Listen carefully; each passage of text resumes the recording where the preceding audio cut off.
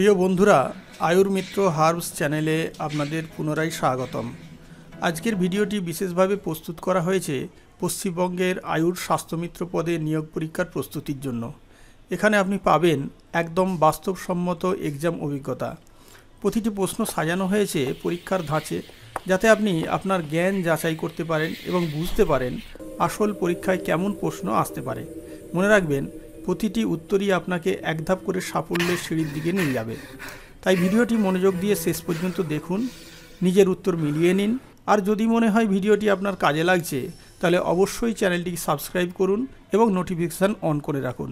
আর যারা ইতিমধ্যেই চ্যানেলটিকে সাবস্ক্রাইব করেছেন, তাদেরকে অসংখ্য ধন্যবাদ, কারণ প্রতিদিনই এই চ্যানেলে আসছে নতুন নতুন আয়ুর্বেদিক মক টেস্ট ও গাইডেন্স ভিডিও। তাহলে চলুন শুরু করি আজকের মক টেস্ট। আজকের মক টেস্টের প্রথম প্রশ্ন, আয়ুর্বেদে কোন ধাতুকে জীবনের ধাতু বলা হয়? রস, রক্ত, মেদ নাকি অস্থি? এক্ষেত্রে সঠিক উত্তর হবে অপশান ক, রস। 2 নম্বর প্রশ্ন, মহাপঞ্চভূতের মধ্যে আকাশ মহাভূতের গুণ কি? শীতল ও ভারী, হালকা ও সূক্ষ্ম, নরম ও স্থির নাকি শব্দ ও শূন্যতা? এক্ষেত্রে সঠিক উত্তর হবে অপশান ঘ, অর্থাৎ শব্দ ও শূন্যতা। 3 নম্বর প্রশ্ন, অষ্টাঙ্গ হৃদয় গ্রন্থটি কার রচনা? চরক, সুশ্রুত নাকি বাগভট্ট নাকি বাগভট্ট? এক্ষেত্রে সঠিক উত্তর হবে অপশান ক, চরক। 3 নম্বর প্রশ্ন, অষ্টাঙ্গ হৃদয় গ্রন্থটি কার রচনা? চরক, সুশ্রুত, বাগভট্ট নাকি বাগভট্ট? এক্ষেত্রে সঠিক উত্তর হবে অপশান গ, বাগভট্ট। 4 নম্বর প্রশ্ন, আয়ুর্বেদিক চিকিৎসার প্রধান লক্ষ্য কী? রোগের লক্ষণ দমন করা, দোষের সমতা বজায় রাখা, শুধুমাত্র ওষুধ সেবন করানো নাকি শল্য চিকিৎসা করা? এক্ষেত্রে সঠিক উত্তর হবে অপশান খ, দোষের সমতা বজায় রাখা।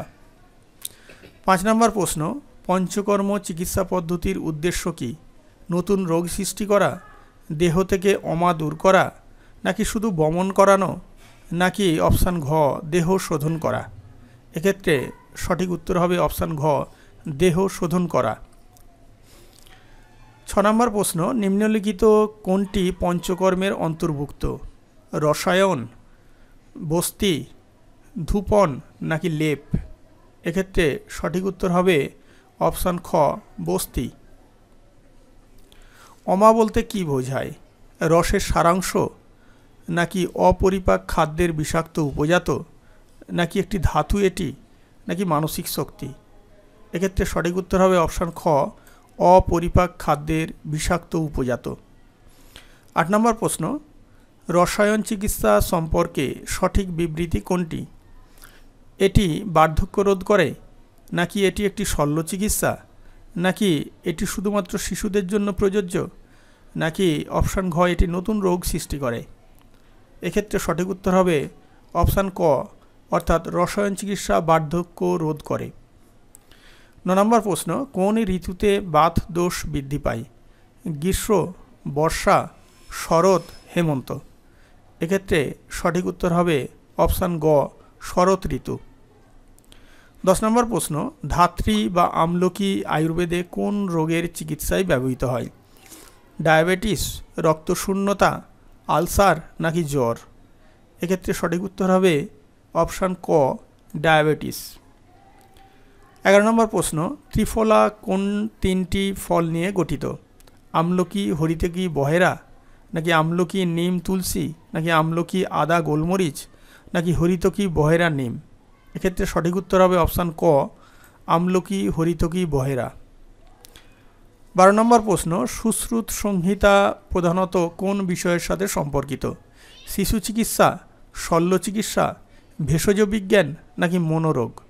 এক্ষেত্রে সঠিক উত্তর হবে অপশান খ, শল্য চিকিৎসা। 13 নম্বর প্রশ্ন, অগ্নি বলতে আয়ুর্বেদে কি বোঝায়? দেহের তাপ, বিপাকীয় অগ্নি, সূর্য নাকি পাচক রস? এক্ষেত্রে সঠিক উত্তর হবে অপশান খ, বিপাকীয় অগ্নি। 14 নম্বর প্রশ্ন, কোনটি বাত দোষের বৈশিষ্ট্য? তৈলাক্ত, গরম, শুষ্ক, হালকা, ঠান্ডা নাকি অপশান গ ভারী মিষ্টি, নাকি অপশান ঘ তীক্ষ্ণ তরল? এক্ষেত্রে সঠিক উত্তর হবে অপশান খ শুষ্ক হালকা ঠান্ডা। 15 নম্বর প্রশ্ন, কফ দোষ প্রধানত দেহের কোন অংশে অবস্থান করে? হৃদয়, মস্তিষ্ক, পাকস্থলী নাকি ত্বকে? এক্ষেত্রে সঠিক উত্তর হবে অপশান গ পাকস্থলীতে। 16 নম্বর প্রশ্ন, রক্তমোক্ষণ কোন ধরনের চিকিৎসা? রক্ত সঞ্চালন, রক্ত পরীক্ষা, রক্তদান নাকি রক্ত শোধন? এক্ষেত্রে সঠিক উত্তর হবে অপশান ঘ রক্ত শোধন। 17 নম্বর প্রশ্ন, যখন দোষ ধাতু ও মল তাদের নিজ নিজ পথে চলে তখন তাকে কি বলে? রোগ, স্বাস্থ্য, অমা নাকি বিকৃতি? সঠিক উত্তর হবে অপশান খ স্বাস্থ্য। 18 নম্বর প্রশ্ন, প্রকৃতি বলতে আয়ুর্বেদিতে কি বোঝায়? প্রকৃতির সৌন্দর্য, মানুষের জন্মগত শারীরিক ও মানসিক গঠন নাকি ঋতু পরিবর্তন নাকি দেহের তাপমাত্রা? এক্ষেত্রে সঠিক উত্তর হবে অপশান খ মানুষের জন্মগত শারীরিক ও মানসিক গঠন। 19 নম্বর প্রশ্ন, কোন ধাতু ত্বক গঠনের সাথে সরাসরি সম্পর্কিত? রস, রক্ত, মাংস নাকি মেদ? এক্ষেত্রে সঠিক উত্তর হবে অপশান গ মাংস। 20 নম্বর প্রশ্ন, বস্তি চিকিৎসায় কি ব্যবহার করা হয়? স্নেহ, মধু, ঔষধি তেল বা কাথ নাকি দুধ? সঠিক উত্তর হবে অপশান গ ঔষধি তেল বা কাথ। 21 নম্বর প্রশ্ন, সপ্তধাতুর সংখ্যা কত? 3, 5, 7 নাকি 8? এক্ষেত্রে সহজ উত্তর সঠিক উত্তর হবে অপশান গ অর্থাৎ 7। 22 নম্বর প্রশ্ন, জ্বর আয়ুর্বেদে কি হিসাবে বিবেচিত? একটি রোগ, একটি দোষ, রোগ নয় রোগের লক্ষণ নাকি এটি একটি ধাতু? সঠিক উত্তর হবে অপশান গ রোগ নয় রোগের লক্ষণ। 23 নম্বর প্রশ্ন, হরিদ্রা বা হলুদ প্রধানত কোন গুণের জন্য পরিচিত? মিষ্টি, তিক্ত, কটু নাকি রুক্ষ? সঠিক উত্তর হবে অপশান গ কটু। 24 নম্বর প্রশ্ন, দিনচর্চা বলতে কি বোঝায়? রাত্রির রুটিন, দৈনন্দিন রুটিন নাকি সাপ্তাহিক রুটিন নাকি ঋতুচর্চা? এক্ষেত্রে সঠিক উত্তর হবে অপশান খ দৈনন্দিন রুটিন। 25 নম্বর প্রশ্ন, কোন রস পিত্তদোষ বৃদ্ধি করে? মিষ্টি, নমকিন, তিক্ত নাকি অম্ল? এক্ষেত্রে সঠিক উত্তর হবে অপশান ঘ অম্ল। 26 নম্বর প্রশ্ন, অভ্যঙ্গর প্রধান উপকারিতা কি?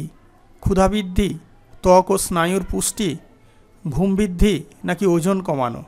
এক্ষেত্রে সঠিক উত্তর হবে অপশান খ অর্থাৎ ত্বক ও স্নায়ুর পুষ্টি। 27 নম্বর প্রশ্ন, আয়ুষের অধীনে যোগের ভূমিকা কি? শুধু ব্যায়াম নাকি মানসিক ও শারীরিক সুস্থতার ব্যায়াম নাকি আধুনিক ওষুধ নাকি অস্ত্রোপচার? এক্ষেত্রে সঠিক উত্তর হবে অপশান বি অর্থাৎ মানসিক ও শারীরিক সুস্থতার ব্যায়াম। 28 নম্বর প্রশ্ন, হোমিওপ্যাথি চিকিৎসা পদ্ধতির ভিত্তি কি? শক্তিশালী অ্যান্টিবায়োটিক নাকি লাইক কিওরস লাইক নীতিতে বিশ্বাসী নাকি ভেষজ প্রয়োগ নাকি রেডিওথেরাপি? এক্ষেত্রে সঠিক উত্তর হবে option be like cures like নীতিতে বিশ্বাসী। 29 নম্বর প্রশ্ন, বিএইচএমএস ডিগ্রিটি কোন পদ্ধতির জন্য? আয়ুর্বেদ, ইউনানি, হোমিওপ্যাথি নাকি অ্যালোপ্যাথি? সঠিক উত্তর হবে অপশান সি হোমিওপ্যাথি। 30 নম্বর প্রশ্ন, বিএনওয়াইএস ডিগ্রি কি বোঝায়? Bachelor of natural yogic sciences নাকি B bachelor of nursing and yoga studies নাকি option C bachelor of naturopathy and yoga সমিতি নাকি option D bachelor of nutrition and Siddha? এক্ষেত্রে সঠিক উত্তর হবে option A bachelor of natural yogic sciences.